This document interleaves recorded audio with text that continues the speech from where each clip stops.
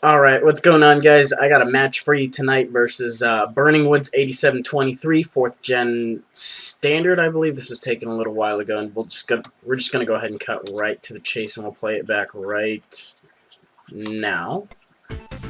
Okay, so as you can see, we're using like some standard stuff, and then we got like a random UU mixed in just because we're cool like that, I guess. I don't even know, but whatever.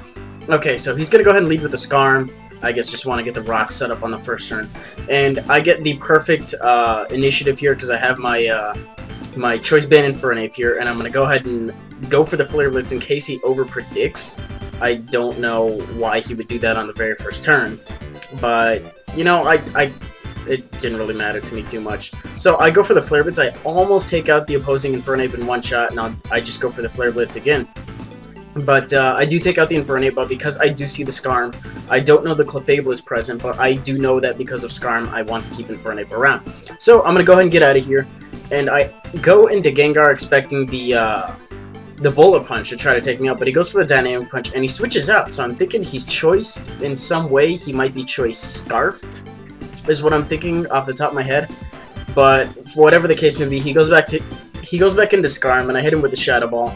Does probably around 25-30%, and HP Fire with Life Orb is going to go ahead and clean up the rest. I guess he didn't see it coming, but I'm glad I took that out. Right here he sends in Machamp, and I'm like, okay, there's really only one reason that you would send in Machamp against a Gengar, and I want to see what you lock yourself into. And he locks himself in on Payback. So I go to Gliscor, who I know is going to be able to take that. Alright, you know, this has to be a Jolly Machamp if you want to get the best usage out of it. So he switches out, and he does pretty much confirm that he's locked into that. So he goes out to Gengar while I go for the Roost, and he's going to go for the Shadow Ball. I'm not really going to appreciate taking that hit, but I wanted to hit it with the Stone Edge while I was still in here, because I thought I'd be able to take it better, but he gets a crit on me, and I'm like, shit.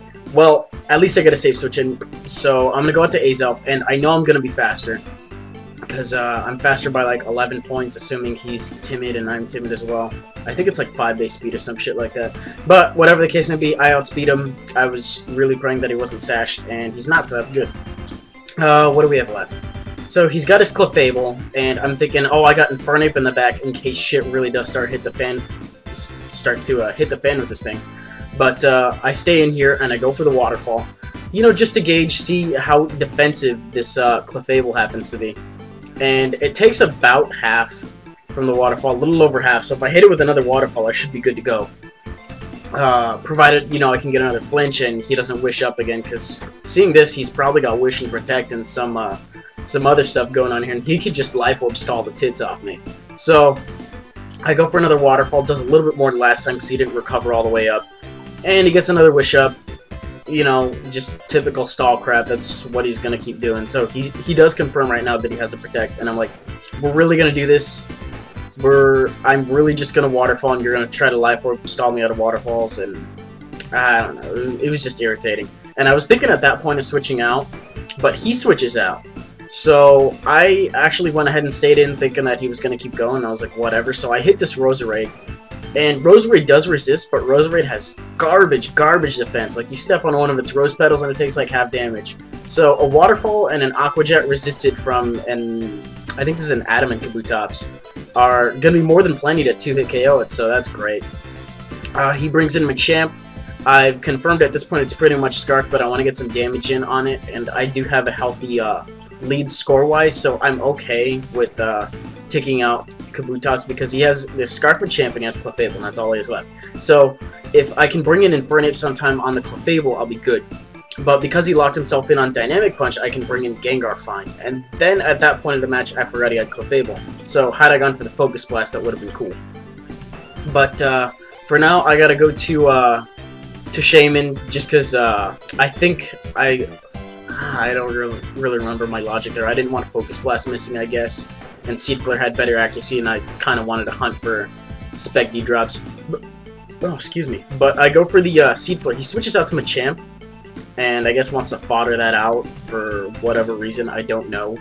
I guess try to run me down or whatever.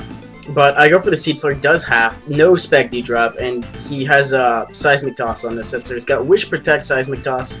I don't think I've seen the fourth move. I don't think we end up seeing the fourth move, actually. But I guess that works out for him. So I go for another Seed Flare, and, you know, nothing. So he's just going to Wish Up again, just do this. I understand you guys are probably getting irritated by watching this, because I sure am watching it back. I'm like, we're really going to do this. This Clefable just pissed me off. And I didn't want him, you know, Seismic Tossing if I brought an Infernape, because I have 98 health, and it would do 100 damage. So if I misplay this, and I don't do this right, then, you know, I don't end up getting the benefit out of this. So I went for the Air Slash thinking that he'd want to switch it, that he wouldn't want to switch it up, but I also went for the Air Slash, you know, to try to get the flinch, to flinch him, and you know how that works. You know how flinching works. Fuck. Okay, so go for the Seed Flare, and it does not take him out. 3 Seed Flares, I don't get the Spec D-drop, and he just Wishes Up again.